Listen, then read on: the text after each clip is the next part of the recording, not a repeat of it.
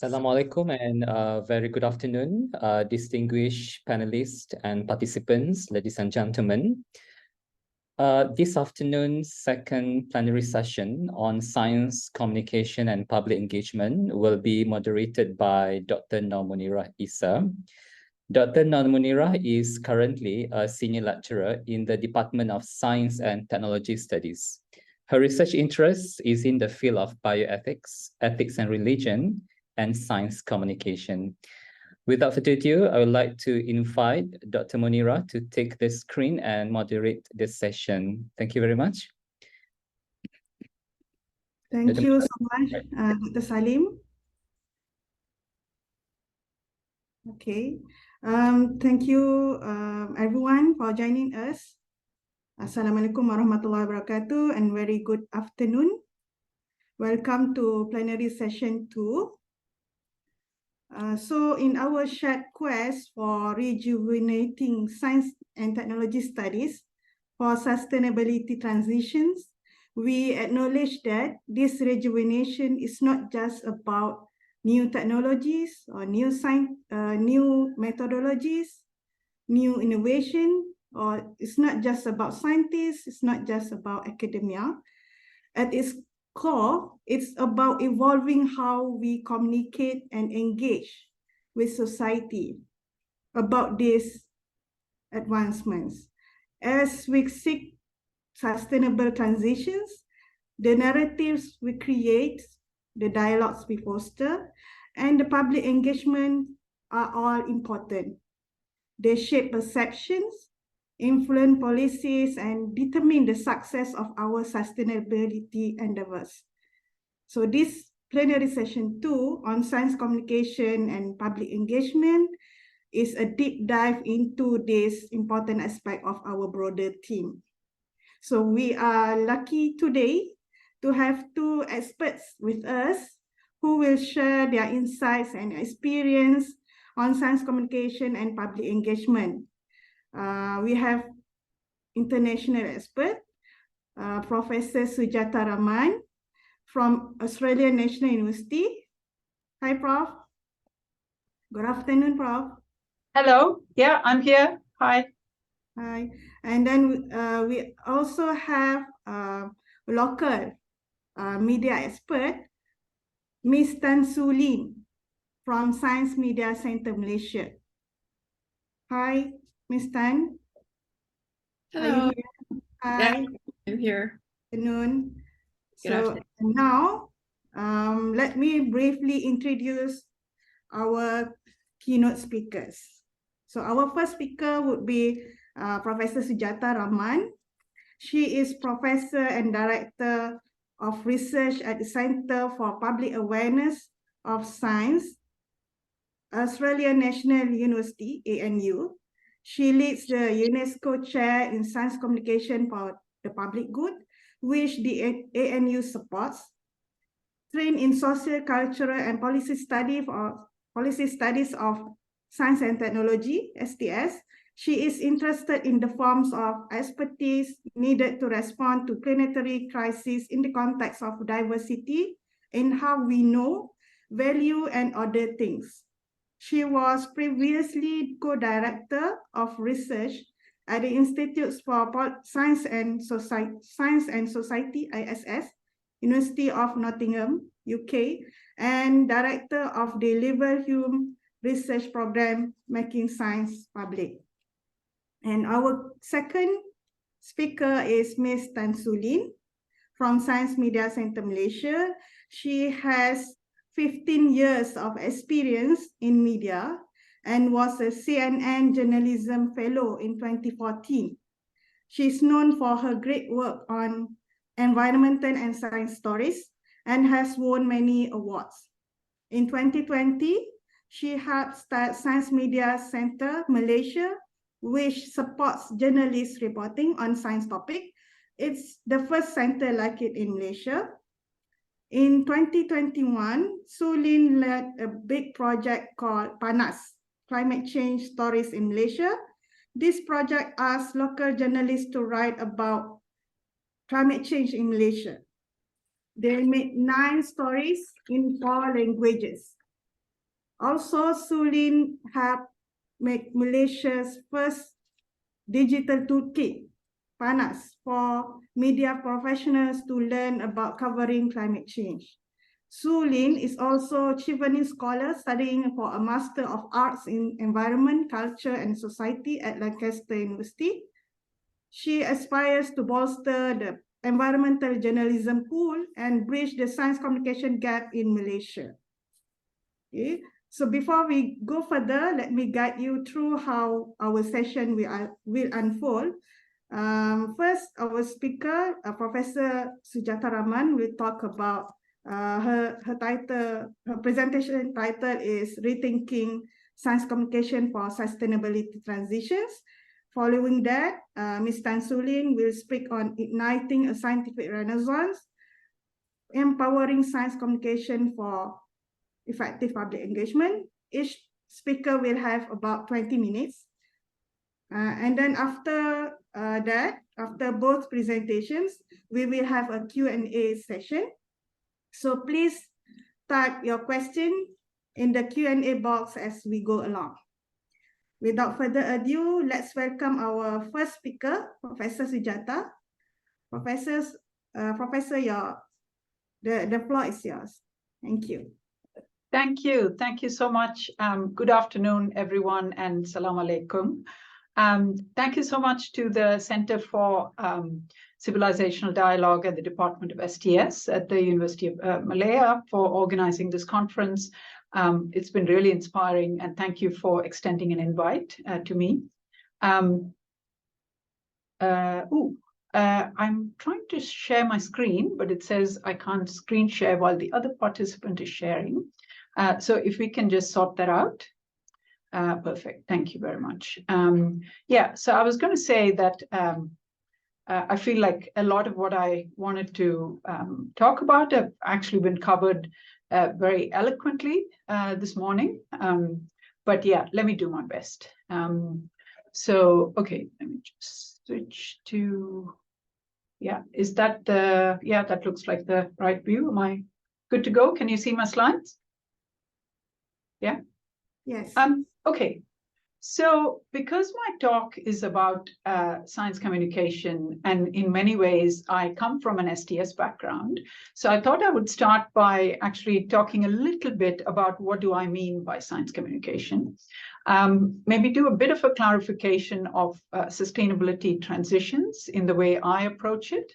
And then really the main part of the talk is outlining 3 ways of framing science communication for sustainability, for bringing about this transition. And I'll try and distinguish between what I call a kind of innovation frame, an inclusion frame, and hopefully the kind of wave of the future, which I describe as a sort of an integration frame. So that's a brief overview of my talk. So just to unpack what I mean by science communication, I wanted to just distinguish between a common understanding of science communication as a sort of an activity for the popular consumption, popularization of science, of scientific knowledge. And you can see that captured on the left there, science communication being defined as a term for informing and inspiring the public about science, about scientific knowledge. On the right-hand side of your screen, though, you'll see a somewhat different representation of science communication as a social conversation about science. And that's by a couple of leading scholars in the field. So I want to say at the outset that this kind of distinction between thinking about science communication as an activity, a popular activity, as opposed to as an analytical research activity that we write about, that we investigate, we publish in journals and so forth, that distinction can be overstated. I think a lot of us try and work in both of those spaces. But just for the purposes of my talk, I think the analysis of science communication, distinguishing that can be quite helpful for illuminating different ways, different forms through which science can actually be made meaningful to have different effects. And so the kinds of things that science communication scholars, researchers tend to analyze, they can range all the way from media outputs, multiple media, to scientific journal articles, policy documents, the work of learned academies, civil society, social movements, businesses, and so forth. So we really kind of range the gamut in terms of what we take to be expressions of science communication. And one of the reasons why I think this matters is because, just to take up the example of climate communication, I think it's worth kind of highlighting we need to understand climate communication as not just about informing and inspiring people by getting the science across. You can do that, of course, in very important ways. And if you look at the images on the left-hand side of your screen, pictures from nature, talking about how, scientists, how do they capture climate data, in this case on spending time in the Arctic Circle, very high quality, high resolution images, provided with this kind of immersive, communication forum that's increasingly common these days, especially when you go on the, on your smartphone, and so forth.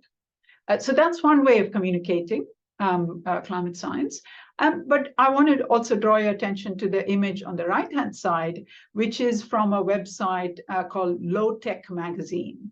And really, in many ways, what they're trying to convey is that we need to kind of remember, recreate forgotten technologies. We need to go not just for the highest resolution, high energy intensive modes of communication, like you see on the left, but also in some cases, low res, black and white in this case, actually is quite good enough for accomplishing the job of communication. And I think that's very interesting because I think from a science communication research standpoint, it sort of points to the fact that there are a number of reflexive questions that one can ask in this context. Whose voices are we talking about in the science communication context? Who frames the problems? How do they frame solutions? And so forth. And I think for the three different frames that I'm going to talk about, this distinction can be quite useful.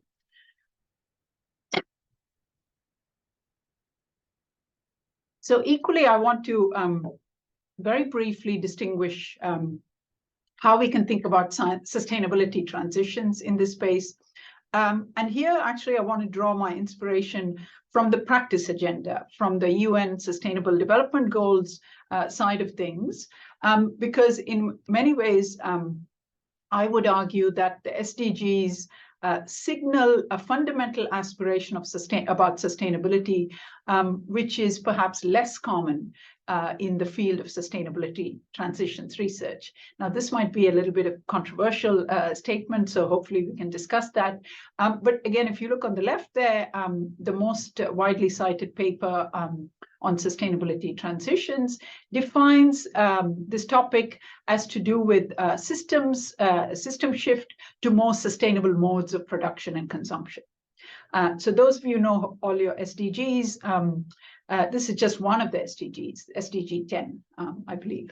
But if you look at the the UN Sustainable Development Agenda, what's central to that is the recognition that equity, inclusion, matters of social justice actually can't be separated from the kind of biophysical system change that we are trying to bring about when we talk about sustainability transitions. So I think that's very useful, where I think, in a way, I draw my inspiration from the practice side.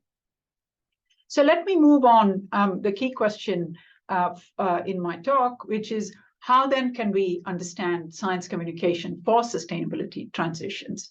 What are the different ways in which science can be positioned in the context of these discussions? And so the first one is, if you like, the most dominant way in which science is brought to bear on sustainability transitions to communicate the gravity of both the problem, but also to frame the kinds of solutions that are seen as important. And maybe it won't surprise you that, despite everything we heard this morning and just now as well, it's still the case that the most dominant way of communicating about sustainability is led by science and technology focused framings. So let me just give you a couple of examples. So one is, if you look at how the problem of Earth system change is communicated, if you look at how this is communicated both in kind of popular context, but also in academic literature, what I've taken here are from NASA, which is obviously one of the most foremost authorities in this domain. And you can see a very highly biophysical representation of the problem. You can't actually see any human beings on the image on the right. You do have a reference to human activities, but in this very kind of abstracted way. You don't get a sense of culture, you don't get a sense of history, you don't get a sense of colonialism, for example, let alone any of the kind of economic realities, many of which came up this morning. So that's a dominant way, if you like. But one of the reasons that becomes, that's also important is that it enables a very kind of technology-centered imaginary of the kinds of solutions that we need to think about when we engage in this, in communicating about sustainability solutions. So again, technology-led, it won't surprise you that you see these kinds of headlines about AI, for example. AI is essential for solving the climate crisis, or we can reverse climate change with geoengineering. These sorts of things, they're out there in the public domain, they're out there in business discourse. But what's interesting and potentially worth considering is that this kind of technology-led framing, it can also be carried over into the way in which scientists who are working on solutions, how they talk about what they see as the technical potential of their ideas, of their the discoveries that they want to make. And this is just an example of how my colleague and I tried. This is from an old paper of mine, which was about biofuels, which at the time was highly promoted by the European Union as one of the solutions to decarbonization in the transportation sector. And if you looked at a lot of the scientific literature on this, you'd see this very sort of abstracted entity called biomass that they would talk about, that you can convert, you can process biomass into something called biofuel, which is ostensibly going to solve our problems. So this is what we call the kind of a flat representation of this biofuel innovation. And what we try to show in this paper is that this technological or technical imaginary is quite limited because it represents biomass as this kind of neutral resource, when in fact, from an STS standpoint, we know that it's a part of a socio-technical system. It's locked into various local and global institutional arrangements. It's locked into systems of trade that make it possible to extract the resource, say, from a country like Tanzania, which is the example we used in the paper, and then export the resource to other countries, including the European Union, for them to meet their sustainability targets.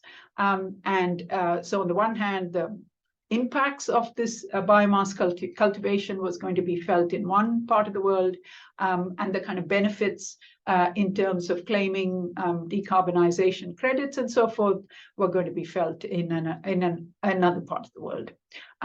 So I think this is probably not news to you, but it sort of encapsulates what is, I think, still a very dominant way of talking about science and technology in this context. So I want to then briefly move on to what is now a very kind of emerging, quite a prominent frame of communication that really recognizes the importance of inclusion. So even since the time that I wrote that paper, I think, I'm seeing a lot more attention to the need for inclusion, the need to consider, for example, the ethical impacts of science and technology. And what I call this, the way I describe this is that while this is really important, it tends to come across in the kind of dominant landscape as a sort of science, technology, innovation plus. So you add on, if you like, the social issues, but you never really go get sufficiently far enough. I might skip over this slide briefly because I think I'm running out of time, but just to illustrate what I'm talking about when it comes to how innovation is described, is imagined in this kind of inclusive framework. There's a tendency to add the social and the ethical through these frameworks like LC, what is called LC, or ethical, legal, and social dimensions of innovations become, a very extensive area of research. You've got like your MIT Technology Review talking about, a number of breakthrough technologies for good, but really they're talking about this as let's have the technology first. Let's look at the technology's potential, and then consider the possible, risks, the ethical dilemmas, and figure out how to make it more inclusive. You see this also in a lot of United Nations writing on science, technology, and innovation, the work that they do in that space, where, this is from a concept note, where they have these sentences where they sort of say, well, science, technology, innovation, yeah, there's, ever more efficient solutions, so it has huge potential. But there are issues and we need to consider those, but always the starting point is the potential of the technology. And what I want to suggest as I draw to a close is that in what we're starting to see now, it's still very much emerging. I would argue it's a very promising frame of communication, which needs to be developed further. Maybe there's some PhD students out there. I would say look out for this, this kind of framing of science communication and sustainability research, which is really centered on integration. It's centered on starting with the problem that we are concerned about, the sustainability challenges, the problems that we are concerned about, and then working towards getting, different parts of the sciences, stakeholders, societal actors working together, as many of the speakers again talked about this morning. And I want to just give you a couple of quick examples of where this is happening, both in the scientific literature as well as in the technological discussions. So this is an image from a paper which tries to sort of recognize the fact that, often even when the biophysical accounts of Earth system change, even when they talk about the human dimension or the social dimension, they tend to sort of put it in a corner. They tend to sort of abstract it a little bit. Here you have a paper which actually puts inequality, social inequalities, at the very center of Earth system change. And there's a really interesting analysis of how social inequalities cause Earth system change through, for example, the diffusion of aspirations to be upwardly mobile, through perceptions of fairness. So, for example, I'm originally from India, and, you can see India is not going to cut down its emissions so long as, Western countries keep, generating carbon emissions, keep sort of supporting the, very affluent lifestyles. But what's interesting to me and what I think I want to draw your attention to is that these sorts of issues, warning on affluence and so forth, inequality, these are starting to appear in scientific journals, not just in, on the streets, in social movements, for example. And then the most recent example of this that you're starting to see at the kind of highest levels of the scientific community. So this is from the International Science Council, which is the global voice for science. They've put out a couple of reports. The Flipping the Science model, which I have pictured there, just came out, I think, only about a month back. And really, they are calling for a lot of the scientific research that's being funded to move on from a very kind of narrow, specialized approach and really start with the nature of the sustainability challenges in particular contexts, rather than with technological solutions. There's a lot of, very I'd say quite radical thinking in this line of in these kinds of emerging ways of thinking in more kind of integrative perspectives.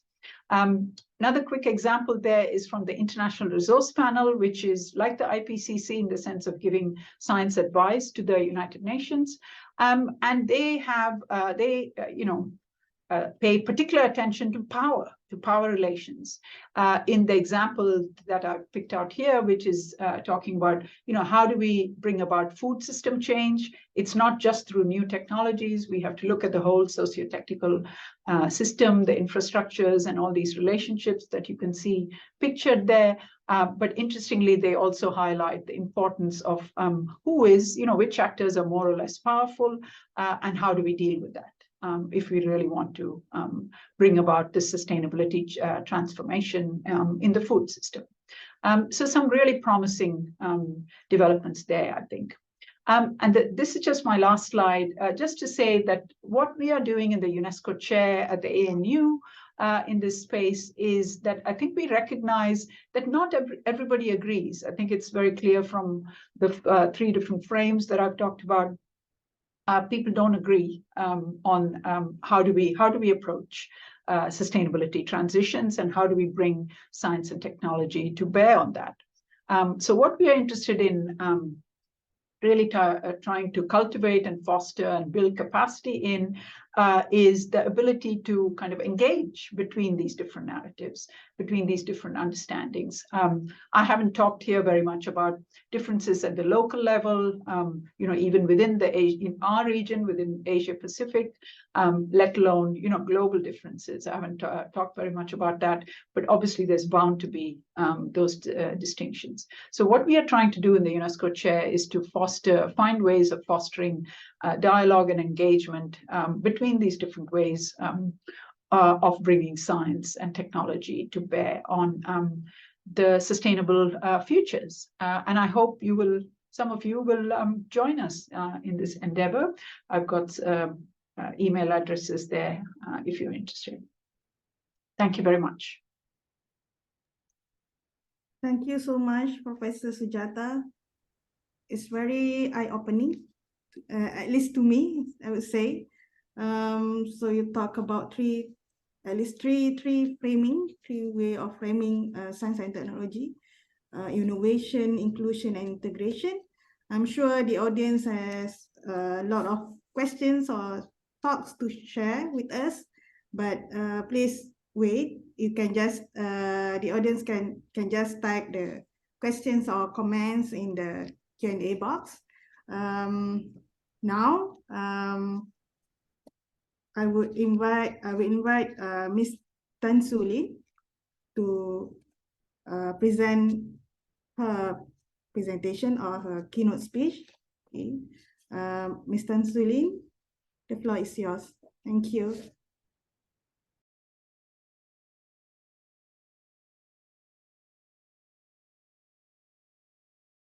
Hi, thank you very much. And let me just fix my screen a little bit. It's a little all over the place right now.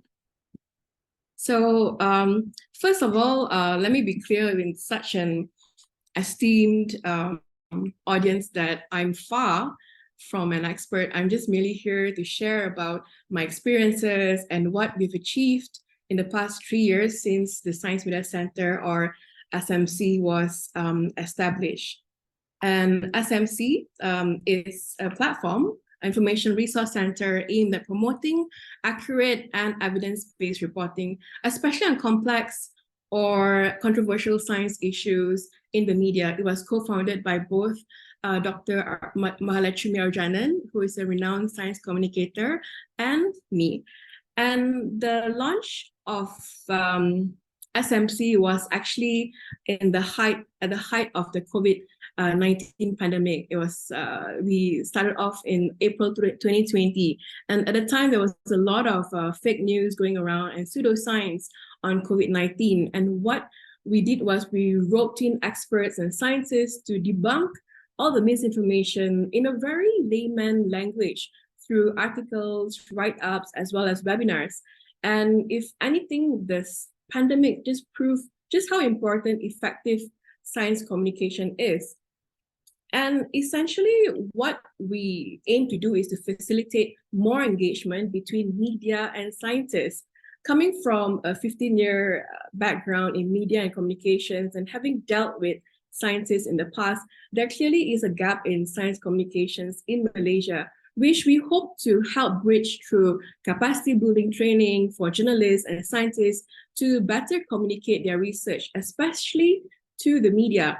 And in the past, we have also run campaigns to build trust in COVID-19 vaccines and communicate climate change, including our past campaigns. We even linked up startups with media to boost visibility of homegrown technologies. And today, I want to emphasize the potential of collectively bridging the science public gap through media communications, through media engagement.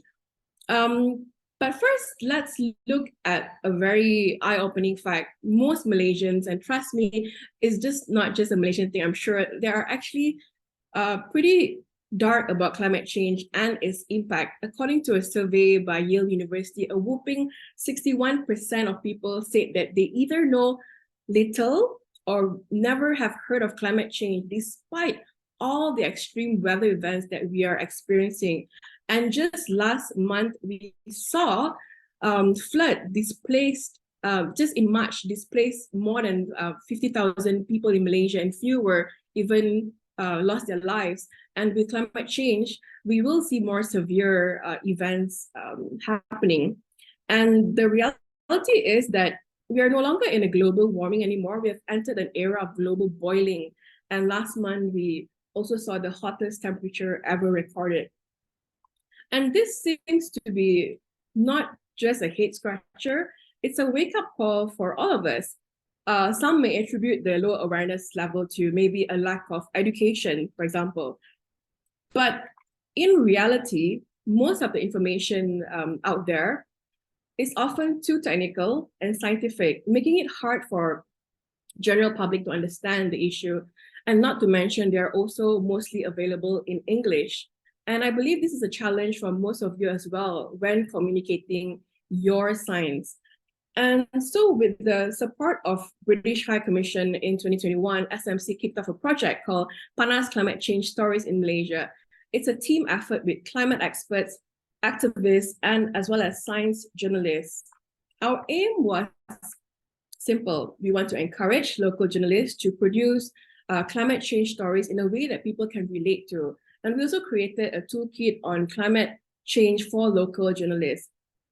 And I believe this was quite a pioneering work in Malaysia. It's the first digital media toolkit on climate change reporting in English and Bahasa Malaysia. So essentially, it's a guide to climate change basics, writing tips, resources, and experts to approach for stories. And we have produced 9 articles. We have produced and pitched 9 articles to mainstream media in 4 different languages: English, Bahasa Malaysia, Mandarin, and Tamil. And the topics covered were wide-ranging, from how climate change can increase mosquito-borne diseases risk, to impact on rice production, and to indigenous communities. But what stood out most was actually an artistic interpretation of climate change in the form of traditional Bharatanatyam dance. And if you don't mind, I would like to play this, a clip of this to you.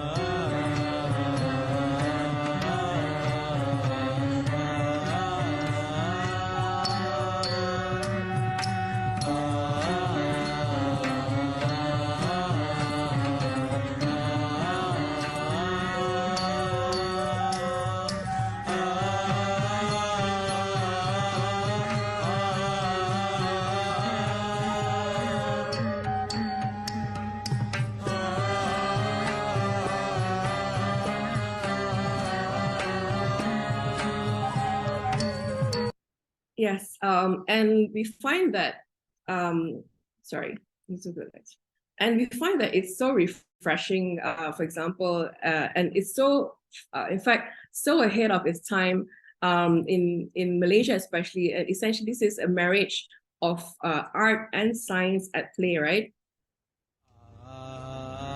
Let's go next. And now, just think about it. We're not just researchers, scientists, or academics. We are all storytellers. And I remember speaking to an audience of researchers just like this, and someone actually asked, isn't it the job of a journalist to communicate science? And my response was, sure, a job of the journalists do a fantastic job, but it's not just their responsibility. They are swamped too. And trust me, there is a scarcity of journalists who actually specializes in climate or even science stories. And the reality is, editors and journalists mirror the public's lack of awareness as well. So empowering science communication means that we together take up the responsibility to share our discoveries, our excitements with the world.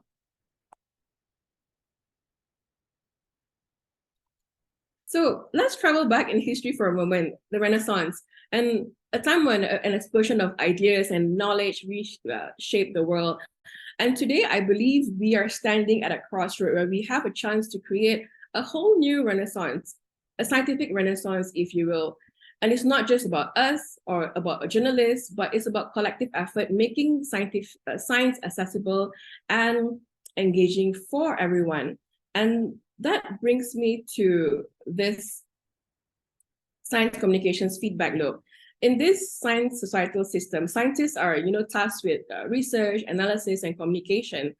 And then the scientific community then exchange ideas, resulting in a more rigorous, high-quality knowledge, which should then translate to action with educators, government, and industry players.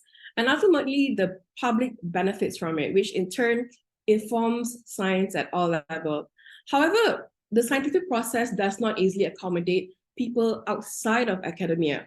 Oftentimes, the output is hidden behind steep paywalls and written in inaccessible jargons. While part of this reason for isolation is necessary, all new findings must be vetted and reviewed within the broader scientific community before sharing out. But when the general public is excluded, this approach can sometimes lead to misunderstanding and mistrust. And essentially, from the perspective of non-academia, science is funded by the public. Therefore, scientists have a professional obligation to make their work understandable for all. And let's all lean to, kind of seeking feedback from our conversations and be willing to, consider the viewpoints and concerns of non-scientists and scientists alike. We must, work together with the broader community to achieve these goals. And at its best, science has the power to uphold our societal values and help us better meet our collective needs by shaping the way we engage with our world and how we understand our position in it. And we can achieve these ideals through effective science communication. So if you feel like you're lacking in communication skills, consider taking up courses. Online platforms offer tons of them. And if you want to work with media, you can reach out to us for assistance. And I'd like to say kudos to University of Malaya for leading in science communications. I believe UM is the first public university to offer master courses in science communications here. But improving our communication as scientists not only involves individual action, but broader structural changes. Universities should offer opportunities for students to practice communication skills, offering classes on public speaking and engaging with informal audiences is always a good first step. And funding bodies should also expand community building trainings in scientific communications. And essentially, scientists do not always have to engage on the scale of a popular Netflix documentary. Sometimes a simple metaphor that helps explain research to a small network of family and friends can be enough. And be open to media collaboration. Reach out, pitch your stories, write opinion articles about areas of your expertise in your field. Use social media to launch a podcast. The possibilities are endless. And I also want to urge you to, encourage you to work with media. There's so much benefits in working with media. In terms of elevating your research to public profile, and it draws attention to your work, and which can potentially lead to collaborations and funding. And I've heard, colleagues also say like, I don't have time for this, or it's not part of my KPI. We must create incentives to value knowledge sharing. At the same time, also, don't see it as an extra task, but more about adding value, making your work matter even more. And yes, putting your research out there can be daunting, but it's not about stepping out of your comfort zone. It's about involving the world into your zone. Share your passion and journey in a way that sparks curiosity. So picture this. Scientists no longer as solitary figures buried in laboratories, but as torchbearers of knowledge, actively engaging with the world in living rooms, in cafes, sharing the wonders of science. And a world where a child's eyes light up with the beauty of a scientific concept, and where policymakers make decisions based on facts. So finally, here's my challenge. Be the catalyst, ignite conversations, not just in lecture halls, but in the hearts of ordinary people. Together, I believe we can ignite a scientific renaissance that empowers science communications, bridges the gaps, and fuels the flames of curiosity. The spark is here. Let's fan it into a blazing renaissance that enlightens the world. And with that, I believe that's it. Please reach out to me. I'm on LinkedIn, and also Science Media Center is on all social media platforms. And as well as we have created a Facebook group called Malaysian Science Communicators on Facebook, and we have over 800 members at the moment. It's a platform for all science communicators to come together and share their work, and also update on activities, and also to learn from one another. And with that, thank you very much. Thank you so much, Ms. Tan Su Ling, for the insightful sharing. So yeah, thank you so much for the sharing on media engagement, and also good words on our program, and also advice to us researchers in visibility. So now we come to our last session, Q&A. Okay, so still, if you have question, please write or type a question in the Q&A box, or you can just raise your hand. Okay, you can ask question verbally. We still have about 20 minutes for the Q&A session. Okay, in the meeting chat, we have one question from Kenneth, Dr. Kenneth, to Dr. Sujata, Professor Sujata. So I just read his question. Dear Professor Sujata, thanks for your presentation. How can STS scholars play a role in facilitating a paradigm shift in decision makers that insist doubling down on conventional science or technological framing? Thank you. Thanks for that question. It's a great question. I think my sense is, as I get older, I find there are more and more examples of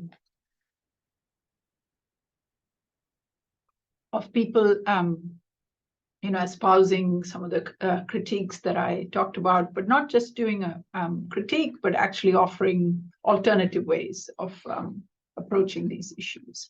And I feel like there's power in numbers, but also in the kinds of alliances that we can make. So one of the things that, so when I started my career, probably the kinds of arguments that I've been making, I would tend to only find them in in the STS literature, for example, right? So maybe I wasn't looking widely enough, but they seem to be sort of coming from the research in STS, from, buried in journals, and that sort of thing.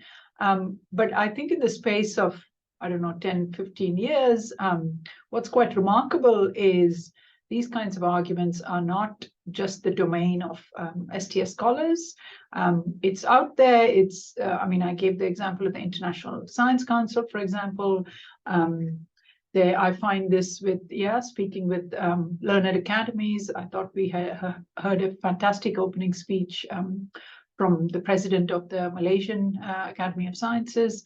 So some of it, I think, is making the alliances and pulling together, range of people who are making these points, not just another STS scholar sort of thing. So that's one.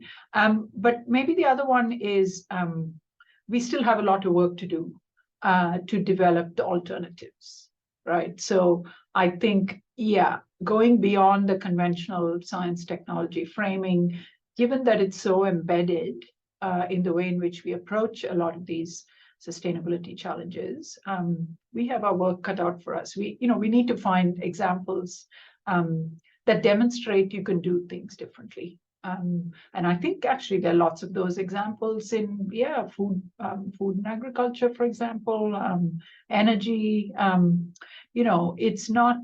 It's finding those examples and kind of publicizing them. Those sort of problem-driven ways of engaging with the science rather than putting the science first. So just to kind of summarize then. So one is finding the allies, strength in numbers maybe, but also finding the stories.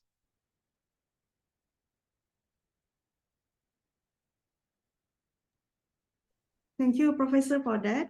Dr. Nuraini has a question. Please, Doctor. Thank you, Dr. Mira. Sorry. Give me a moment.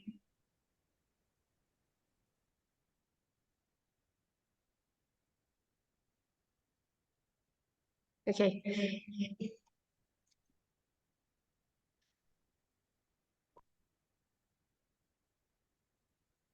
All right. So thank you, Prof. Sujata and Ms. Tansurin, for a very interesting discussion on science communication. Prof. Sujata, for your very eye-opening and different way of seeing science communication and how it can be integrated with the transition of sustainability. I actually have a question for Ms. Tansurin, however. So Ms. Tansurin, based on your experience as a communicator, a journalist in science, in the realm of media landscape, where science somehow being seen as aliens, aliens languages, what are the challenges? Is it coming from the scientists ourselves, or is it coming from the media themselves, or is it coming just from the audience? I think the challenges, there is, as I mentioned, there's a gap in terms of, I would say it's on both sides, both scientists as well as the journalists.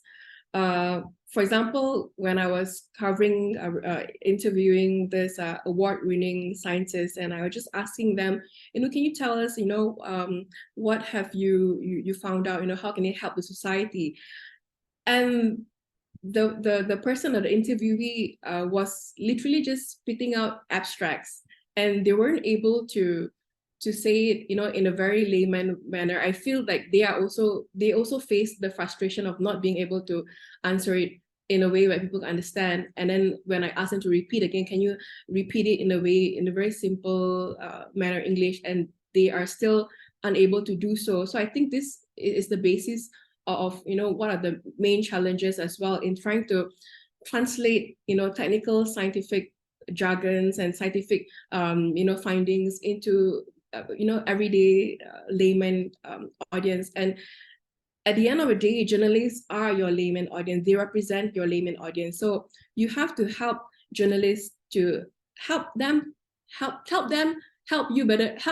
you communicate research by helping them to understand better. So, and also for journalists themselves, number one, I think we have to also create not just awareness, but the interest for them to cover topics on science, because as of now, most of the time it's something that it might deter a lot of journalists because it's very technical and full of jargon. So I think there has to be a gap where, with capacity building training, I believe better prepare journalists as well in terms of how to read scientific paper, for example. How do you extract information from findings, scientific finding, and how to translate them in layman language in the way where their audience can understand. So I think it takes both, that scientists have to kind of like come down a little bit in terms of the way they speak their language, and journalists also have to upskill themselves in terms of how they can better understand science. But at the same time, as I mentioned, there a lot needs to be done in terms of trying to get journalists to be interested enough to cover these stories. That in fact is the biggest challenge, which is why I feel scientists, you have the advantage and because you have the knowledge. All you need to do is beef up your communication skills. Whereas for journalists, it's more difficult to learn something that for example a 10-year study in writing them in like 700 words or something like that. So I think this is an opportunity for scientists as well to spread your horizon and then engage and speak to journalists, be open to work with journalists. And I'm sure journalists also are very open if they are able to get assistance in terms of how to better write their articles and their news reports.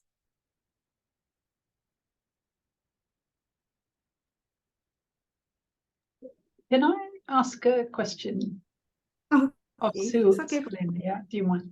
Thank Yeah, you. please. It's a great opportunity to have a conversation. Science Media Center. Yeah, I've heard about the fantastic work. Thank you so much for that talk. I guess I was wondering, how would you? One of the challenges I find in the science communication world is, because there's a lot of diversity and complexity in the science, in the way, I mean, you described some of that, but sometimes this translates into actually different implications for action or for policy. Sometimes you have different scientific schools. We saw early on in COVID, I'm sure you know the example, WHO put out the fact check saying COVID is not airborne. Remember the one? And of course, later on you had a scientific community that came sort of from outside the infection control domain, and they demonstrated that no, COVID is airborne. And so that then, the WHO had to sort of backtrack, if you like. So I guess I'm wondering, in the science communication space, how do you engage with those kinds of problems where there's sort of maybe contestation or uncertainty or disagreement? I don't mean like climate skeptics and that kind of stuff, but genuine disagreements. I think in the normal practices, especially in the context of Malaysia, is still unfortunately very reliant on what the minister says and what authorities say. So I think at least in the context of Malaysia, and at the end of the day, if there is any sort of contestation or whatnot, they will always go back to what does the Ministry of Health says, or like authority body, or maybe Academy of Science say this, or maybe with more in terms of there's also the newsroom. Especially since the COVID pandemic happened, there are a lot of they've started to have a lot of fact checks as well within the media organization. So that itself we see is becoming a norm now. Even in newsroom, they will have fact checkers in most established media organizations. So I think that itself is one way to kind of like see through the infodemics that were happening, especially during time of COVID. But also, I think what helped is in terms of speaking to scientists. Sometimes especially during the COVID-19 pandemic, we find that putting a scientist, or at least a face, that it kind of increased the trust of people when, you know, talking about, you know, technical stuff like science, and we specifically told, you know, people who we put on webinars and such, like, you have to speak in a language that's easy to understand, because that in itself will be able to, you know, diffuse a lot of confusion and mistrust, I feel. So yeah.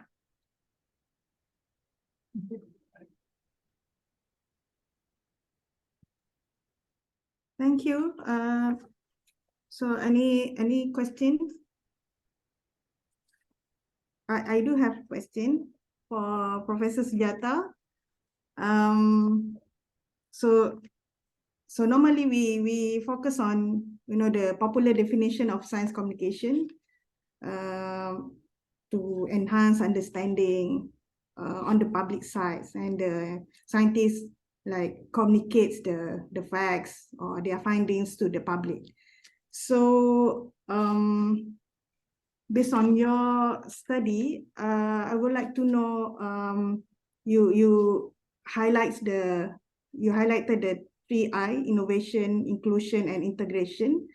So for the public communication of science, do you think that we should focus on the integration part only, or we should combine?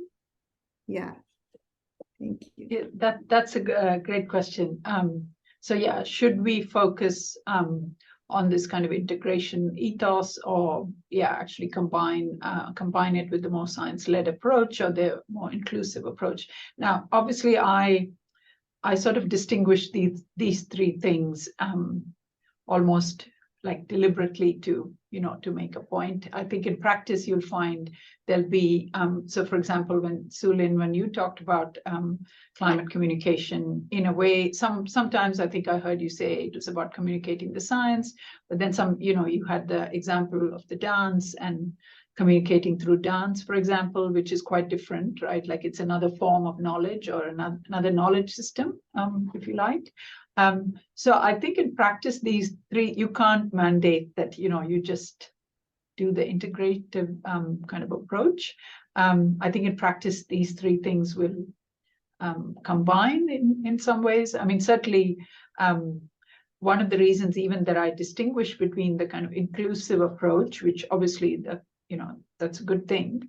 But the reason I distinguish that from the integration is really, I think partly due to a bit of frustration with many years of trying to work with that sort of approach. And I've contributed to that as well myself. But we never seem to go anywhere, because very often the conversations are already framed in terms of the science or the technology.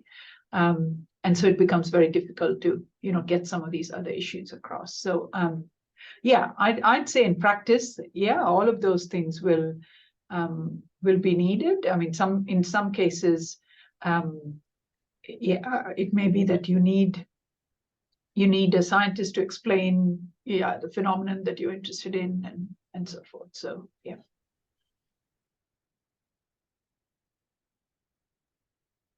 Okay. So we don't have question in the new question in the meeting chat. So I think I would give opportunity to the speakers to maybe say some take-home messages or conclusion for this topic. Maybe we can start with Ms. Tan Sulin.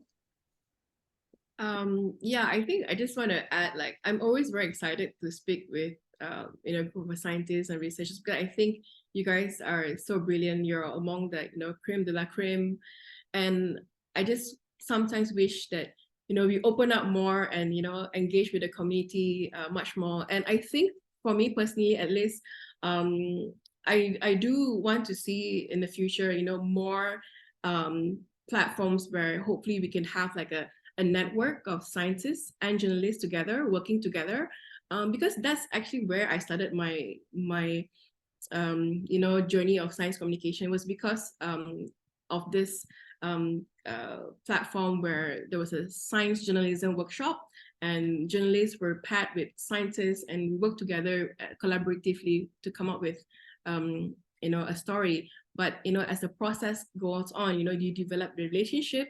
And as from there, it's a more engaging and dynamic thing as to just a one-off thing. And at the end of the day, I think that kind of birthed the interest that I have right now. And I think if UM or other university would like to collaborate, we at SMC would be happy to. Thank you so much. And Professor Sujata? Yeah, any Thank you. Yeah, thank you for that. Sorry, I keep losing my voice today. Apologies. But yeah, no, thank you. So I wanted to say that going back to some of the issues that came up this morning, I do think we are at some kind of turning point. Sulin, you described as a new scientific renaissance, maybe that we are in the middle of. I think there was lots of kind of rich ideas that came across a number of the talks, and I feel like if those of us who are within the kind of science, technology and society or STS community, there's a real opportunity here, I think, to contribute to those public conversations, as you were saying, Sulin, but also conversations with policymakers, with academies, professionals, both at the multilateral level, as well as I'm sure many of you already involved, at the kind of country level, but definitely I think at the multilateral level and through these kinds of almost bilateral conversations, if you like, research projects, as well as contributing to the science policy discussions at that kind of multilateral level. I think it's worth underlining that there are real opportunities there. There is a sort of a hunger for diversifying the kinds of voices and the sorts of people who contribute to those discussions. So I just wanted to say that I look forward to seeing many of you and hearing many of your voices in some of those forums.